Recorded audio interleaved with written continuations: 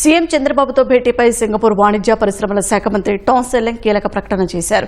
AP Amaravati అభివృద్ధిలో Singapore భాగస్వామ్యం కొనసాగుతుందని స్పష్టం చేశారు. సీఎం సింగపూర్ పర్యటన ఫలప్రదం కావాలని ఆకాంక్షించారు.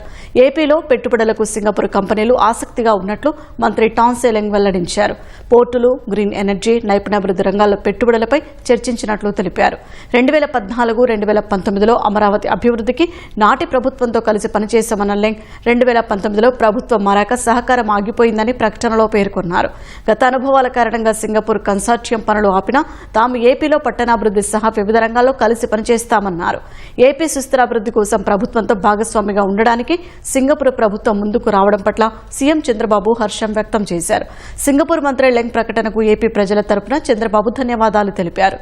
వివిధ రంగాల్లో ఏపీ సింగపూర్ కలిసి పనిచేయడానికి టాన్ సెల్లింగ్తో జరిపిన చర్చలు బాటలు వేశాయన్నారు. అగ్రి ఫుడ్ ఉత్పాదక రంగం, రెన్యూవబుల్ ఎనర్జీ, పోర్టులు, డిజిటల్ ఇన్నోవేషన్, నైపుణ్యాభివృద్ధి రంగాల్లో కలిసి పనిచేసేందుకు ఈ చర్చలు దోహదపడతాయన్నారు.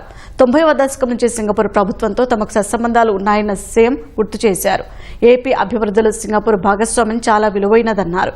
ఏపీ అభివృద్ధి ప్రయాణంలో ఆధునిక మౌలిక వసతుల కల్పనలో సింగపూర్ ప్రభుత్వం నుంచి చక్కటి సహకారం అభిలషిస్తున్నామన్నారు.